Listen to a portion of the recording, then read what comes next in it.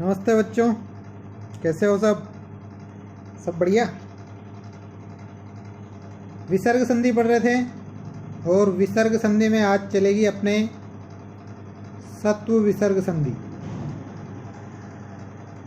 मतलब अगर विसर्ग के स्थान पर स हो जाए तो वहाँ सत्व विसर्ग संधि होती है। सत्व विसर्ग संधि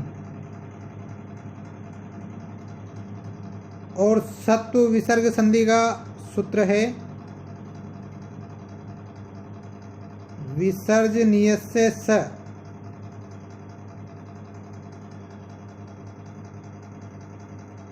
विसर्जनीयस्य स मतलब ये क्या कहता है कि विसर्ग को स कर दो। अब विसर्ग को स कब करना है यह भी देखते हैं इसकी व्याख्या में। देखिए इसमें होता क्या है, यदि विसर्ग हो और विसर्ग के बाद खर प्रत्याहार का वर्ण हो, और खर प्रत्याहार में क्या क्या आते हैं, मतलब ख से चालू हो रहा है और ख दूसरा वर्ण है तो दूसरा वर्ण आएगा, पहला वर्ण आएगा और शशर यानी स स और स, ये तीनों स आएंगे। यदि दूसरा वर्ण हो, पहला वर्ण हो या स स स हो तो विसर्ग को भी क्या कर दो, स कर दो। तो लिख लीजिए विसर्जनीय से स और इसकी व्याख्या लिखिए। इसकी व्याख्या, यदि विसर्ग के बाद खर प्रत्याहार, और खर प्रत्याहार में क्या क्या आते हैं, वर्ग का पहला दूसरा वर्ण तथा श श श का कोई वर्ण हो, यानी खर प्रत्याहार का कोई वर्ण हो तो विसर्ग के स्थान पर स आदेश हो जाता है। विसर्ग के स्थान पर क्या होगा, स होगा। कैसी कंडीशन रहेगी, विसर्ग रहेगा, विसर्ग के बाद खर प्रत्याहार का वर्ण रहेगा यानी इनमें से कोई भी, तो क्या होगा, इस विसर्ग के स्थान पर स हो जाएगा। आपको यहाँ से ये तीर लगा के लिखना है कि विसर्ग के स्थान पर क्या होगा, स होगा जब यहाँ पर संधि करेंगे। और एक तो ये बात होगी, चलिए अपन ने स कर दिया। इसके बाद यदि कंडीशन ये आ जाए, मतलब या तो इष्टुत्व संधि आ जाए या इष्टुत्व संधि आ जाए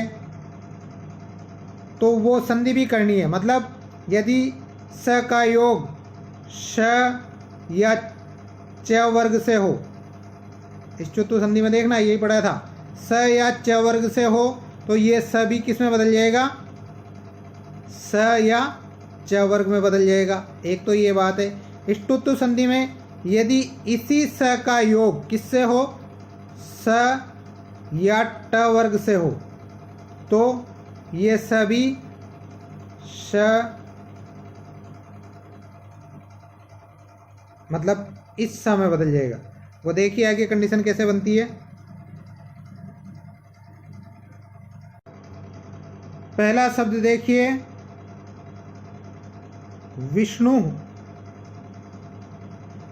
प्लस त्राता। ये त आ रहा है, त्राता में इस त प्लस र से त्र बनता है तो ये त आ रहा है आगे, मतलब ये खर प्रत्याहार का वर्ण है, पहला और दूसरा वर्ण आता है इसमें, तो ये पहला वर्ण है, क्या हो जाएगा, विष्णु, और विसर्ग का क्या हो जाएगा, स हो जाएगा और त्राता। अब यहाँ पर और कोई सी भी संधि नहीं लग रही है तो अपन ऐसा का ऐसा ही संयुक्त कर देंगे, विष्णु त्राता। इसका तो ये बनेगा। दूसरा उदाहरण देखिए, निस प्लस छल ऐसा शब्द हो, या फिर नी प्लस छल ऐसा शब्द हो तो विसर्ग को क्या करना है, पहले ये छ, च और छ कौन सा वर्ण है, दूसरा वर्ण है च वर्ग का, इस वजह से यहाँ पर भी खरावसानी विसर्जनीय से स लगेगा। तो इस विसर्ग का क्या हो गया, निस प्लस छल। अब यहाँ पर लगेगी अपने इष्टुत्व संधि। इष्टुत्व संधि क्या कहती है? यदि बाद में सकार या च वर्ग हो तो आगे के सकार को भी शकार आदेश हो जाता है और त वर्ग को च वर्ग आदेश हो जाता है। त वर्ग की तो बात ही नहीं है अपने यहाँ, केवल स की बात है। तो स को क्या आदेश हो जाएगा? श आदेश हो जाएगा। क्या बनेगा? निश्चल। इसकी संधि क्या होगी? निश्चल।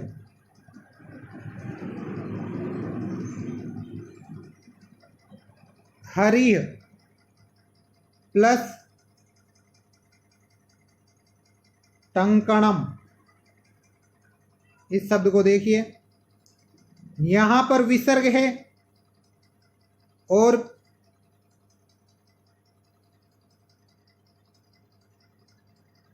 पीछे क्या है? ट, जो ट वर्ग का प्रथम अक्षर है, खर प्रत्याहार में आ रहा है। तो इस विसर्ग को क्या कर देंगे अपन? स, हरिस टंकणम, ये शब्द बना। अब यहां पर लगेगी अपने इष्टुत्व संधि। इष्टुत्व संधि क्या कहती है? यदि स का मेल, तब ये त वर्ग भी होता है परंतु त वर्ग की बात नहीं करनी है, अभी अपन केवल स की समझ रहे हैं। यदि स का मेल किससे हो? श या ट वर्ग से हो तो इस स के स्थान पर भी क्या हो जाएगा? श हो जाएगा। तो यहाँ पर क्या होगा? हरिश, इस स को क्या हो जाएगा? ये स हो जाएगा, हरिश टंकणम। हरिश टंकणम।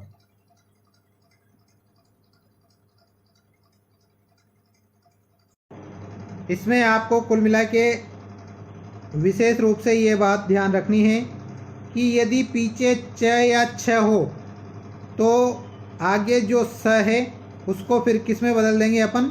इस स में, इसमें बदलेंगे। यदि पीछे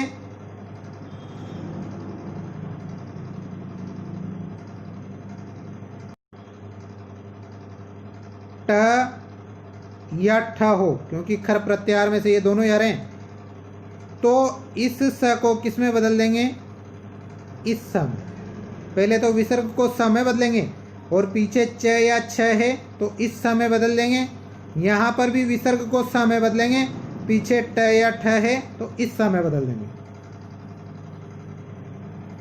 उदाहरण देखिए इसके।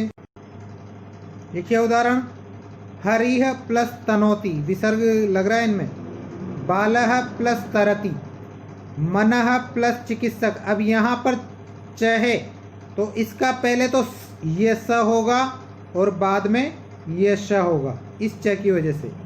छात्र प्लस चलति, यहाँ भी वही कंडीशन है, यही।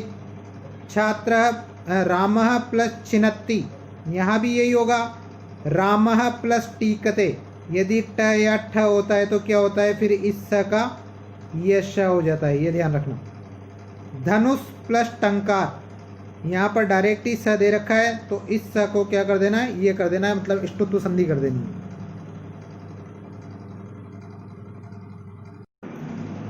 अगला सूत्र है वाशरी।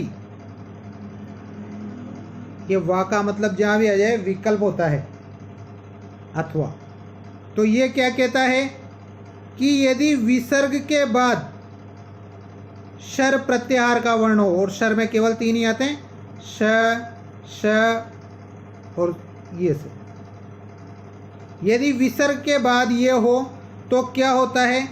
अपन चाहे तो विसर्ग का स कर सकते हैं और चाहे तो विसर्ग का विसर्गी रखेंगे। अगर विसर्ग का विसर्गी रखेंगे तो कोई बात ही नहीं। यदि विसर्ग का स करते हैं तो पीछे अगर इस तरह का स है तब तो कोई संधि नहीं होगी, ये दोनों संयुक्त हो जाएंगे। पर पीछे यदि इस तरह का श आ गया तो यहाँ पर कौन सी संधि होगी? इष्टुत्व संधि होगी। और इष्टुत्व संधि में ये स भी किस में बदल जाएगा? इस स में। अगर पीछे इस तरह का स है तो कौन सी संधि होगी? फिर इष्टुत्व संधि होगी। और इस स को किस में बदल देंगे अपन? इस तरह के स को इस स में बदल देंगे, षटकोण वाला में। तीनों बातें समझ में आई? कुल मिला के यहाँ पर भले ही संधियाँ अलग अलग लग रही है, पर आपको ये देखना है कि यदि अपन विसर्ग का स करते हैं तो पीछे इस तरह का स है तो आगे भी इस तरह का हो जाएगा, पीछे इस तरह का स है तो आगे इस तरह का हो जाएगा, और पीछे इस तरह का स है तो आगे इस तरह का हो जाएगा। यहाँ कोई संधि नहीं है, यहाँ इष्टुत्व हो जाती है और यहाँ इष्टुत्व हो जाती है। व्याख्या लिखिए इसकी। वासरी की व्याख्या, यदि विसर्ग के बाद शर, ये शर प्रत्याहार में क्या क्या आएगा, शर मतलब तीनों ही तरह के श और स का कोई वर्ण हो तो विसर्ग के स्थान पर विकल्प से या तो विसर्ग ही रख देंगे अपन, दो शब्द बनेंगे, एक में तो विसर्ग ही रखेंगे और दूसरा विसर्जनीय से स सूत्र से स हो जाता है। अब स हो गया तो इसको नियमानुसार यदि इष्टुत्व संधि लगती है तो श बनाएंगे और इष्टुत्व संधि लगती है तो श बनाएंगे, इसमें भी बदला जाता है। उदाहरण देखिए इसके, जैसे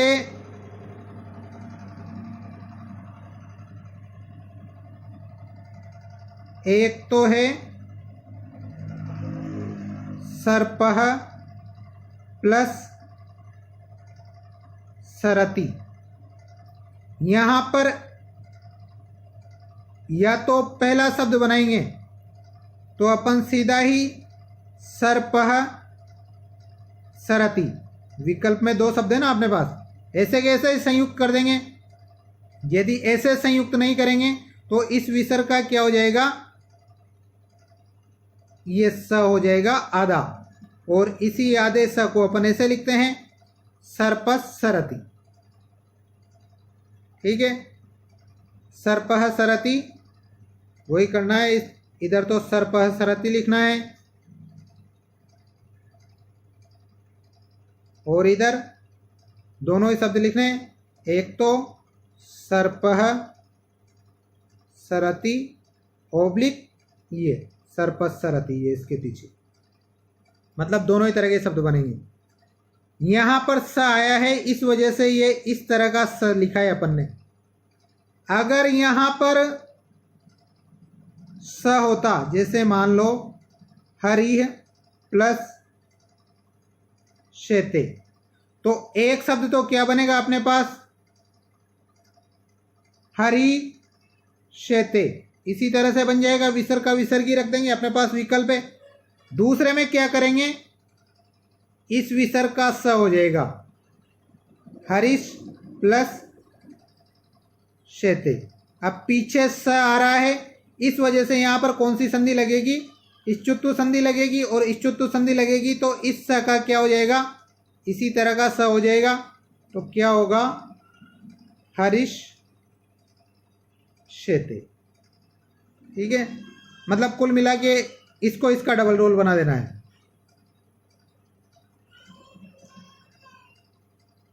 एक देखिए, जैसे नृपः प्लस षष्ठ, नृपः प्लस षष्ठः, तो एक शब्द तो अपने पास बनेगा नृपः षष्ठः, ऐसा वैसा ही बना दिया अपन ने, विसर्ग का विसर्गी, ये पहला शब्द बन गया। अब दूसरे में क्या करना है, इस विसर्ग का स करेंगे तो नृपस् प्लस षष्ठः, ये हो गया। अब इस स को, पीछे ये स आ रहा है, इस वजह से यहाँ पर कौन सी संधि लगेगी, इष्टुत्व संधि, तो क्या होगा, नृप, और इस स में बदल जाएगा और षष्ठः, नृपषष्ठः। ठीक है, मतलब कुल मिला के ये करना है वासरी से कि विकल्प में जो दूसरा शब्द बना रहे हैं उसमें पीछे वाला जैसा स है वैसा ही स आगे कर देना है। नियम बता दिए मैंने किस तरह से होगा, परंतु ये एक सामान्य ट्रिक है, पीछे जैसा स है वैसा ही स आगे कर देना है। इसके उदाहरण,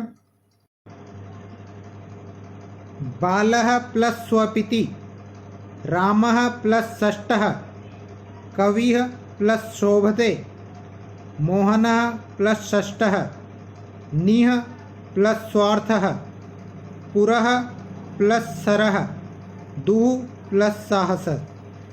इसमें दोनों ही शब्द बनाने हैं आपको दोनों तरफ से, एक तो विसर्ग लगा के और एक स लगा के।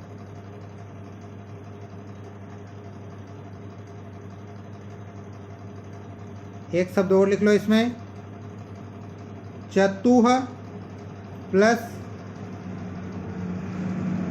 षष्ठी, चतुः प्लस षष्ठी।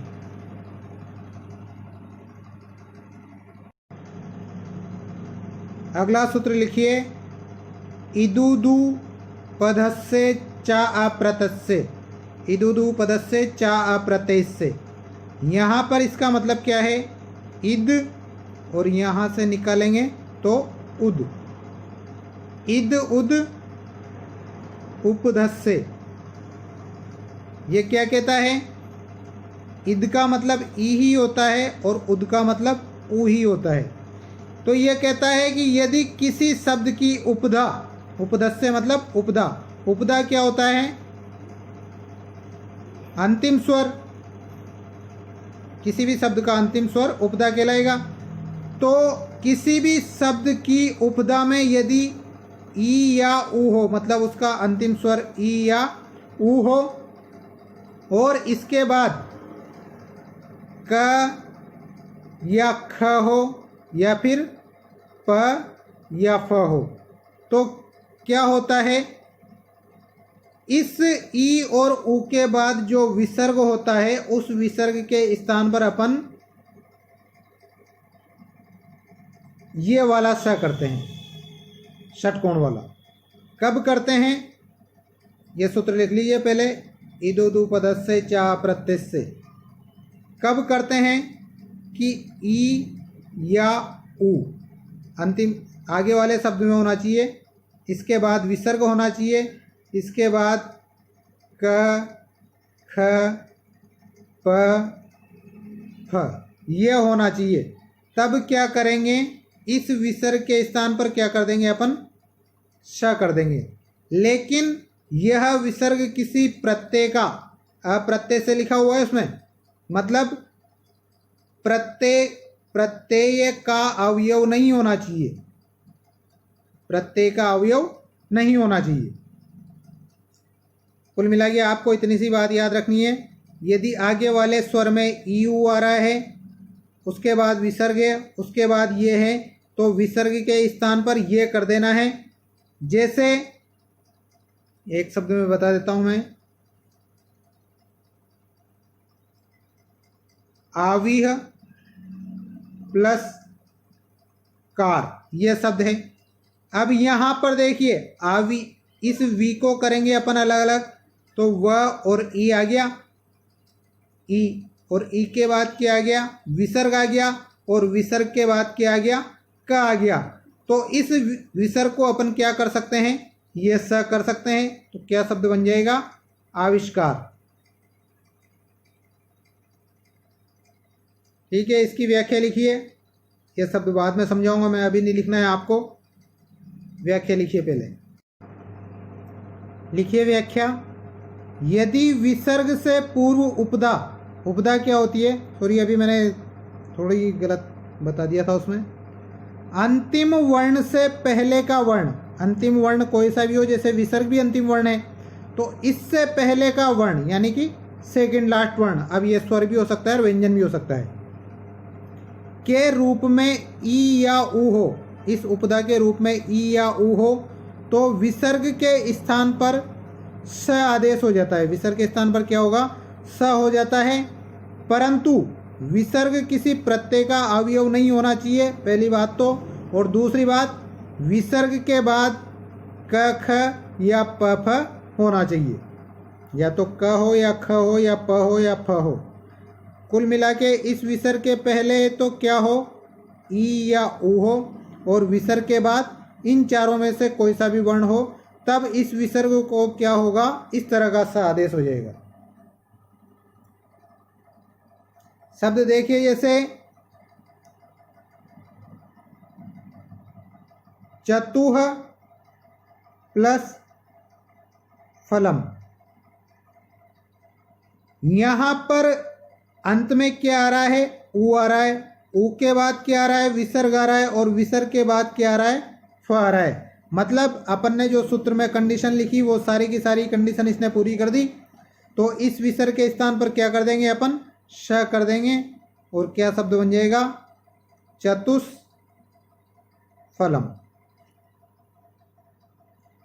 दूसरा शब्द देखिए, धनुः प्लस करोति।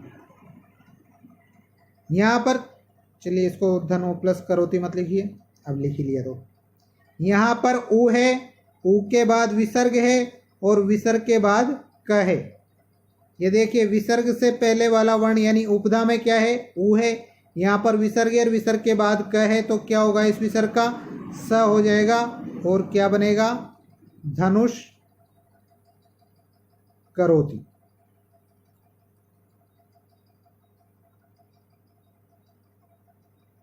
सर्पिह प्लस क। यहां पर अंत में क्या आ रहा है? ई आ रहा है। ई के बाद क्या आ रहा है? विसर्ग आ रहा है। विसर्ग के बाद क्या आ रहा है? क आ रहा है। यहां पर अंत में प या र को मत समझ लेना, बोल के देखो।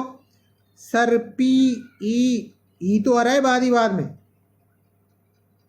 ये र प और ई बाद में रपी, सरपी, रपी, ई आ रहा है। तो ई आ गया, विसर्ग आ गया और क आ गया। तो विसर्ग का क्या कर देंगे अपन? स कर देंगे। और शब्द क्या बन जाएगा? सर्पिष्कः। ठीक है। अब इसके उदाहरण लिख लीजिए। लिखिए शब्द, सभी के पीछे विसर्ग है, ध्यान रखना। निह प्लस क्रांतः, दुह प्लस कर, निह प्लस फल, निह प्लस प्रभावः, निह प्लस प्रत्युहम, चतुः प्लस पाणी, चतुः प्लस पथम, सर्पिः प्लस कल्पम, चतुः प्लस कपालः, आविः प्लस कारः। ये आवी में विसर्ग है, कार में विसर्ग है।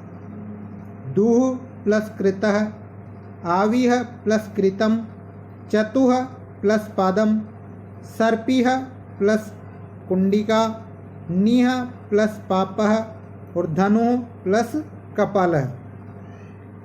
इस सूत्र से इन शब्दों की संधि करनी है।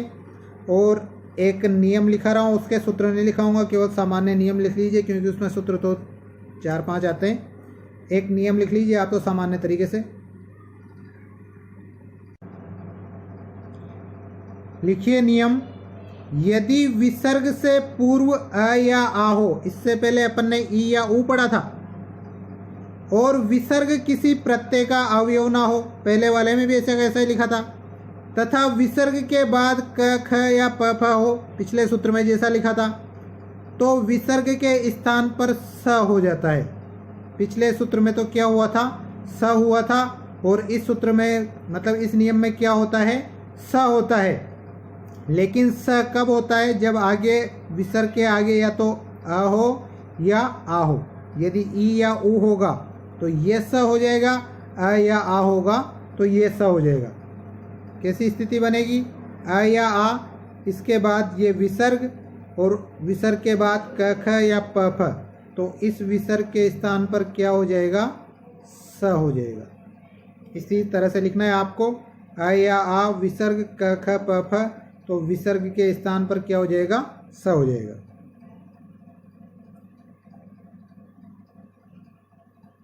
जैसे नमः प्लस कारः, यहाँ पर विसर्ग है। विसर्ग के पहले ये म किस किस से मिलके बना है? म और अ से। तो विसर्ग के पहले क्या है? अ है। अ के बाद विसर्ग है और विसर्ग के बाद क है। तो इस विसर्ग के स्थान पर क्या हो जाएगा? ये स हो जाएगा। और जब इस स को बीच में मिलाएंगे तो क्या बनेगा? नमस्कारः।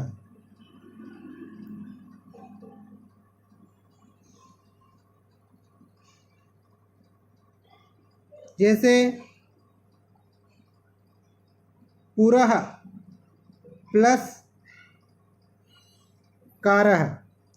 यहाँ पर देखिए इस र में क्या मिला हुआ है, अ के बाद क्या है विसर्ग, और विसर्ग के बाद क्या है क। तो इस विसर्ग के स्थान पर क्या हो जाएगा, ये स हो जाएगा और क्या शब्द बनेगा, पुरस्कारः। ठीक है, यहाँ पर ये समझ लेना कि पुरस्कार शब्द नहीं होता है, ये पुरस्कार भी गलत है और ये पुरस्कार भी गलत है, ये पुरस्कारः शब्द होता है, ये शुद्ध है और ये दोनों अशुद्ध। इसके उदाहरण लिखिए, नमः प्लस करोति, पुरः प्लस कृतः, तिरः प्लस कारः, तिरः प्लस क्रतः। ये तिरः कारः और तिरः क्रतः, इसमें आपको दोनों ही शब्द बनाने हैं विकल्प से, एक में विसर्ग रहेगा और एक में स हो जाएगा, केवल इन दोनों शब्दों में, और बाकी में तो स होगा ही सही। पयः प्लस पाशम, यशः प्लस कल्पम, यशः प्लस काम्यति, अयः प्लस कारः, अयः प्लस कामः, अयः प्लस कंसः, अयः प्लस पात्रम, अयः प्लस कुंभः, अयः प्लस कर्णी और अयः प्लस कुशः। ठीक है, ये इसमें जितने भी सूत्र आते थे उनमें से अधिकतर मैंने लिखा दिए हैं और इनसे ज़्यादा गहराई में नहीं पूछा जाता, तो इन सबको कर लेना और अच्छी तरह से समझ लेना। आज के लिए इतना काफ़ी है, लंबा वीडियो हो गया। धन्यवाद।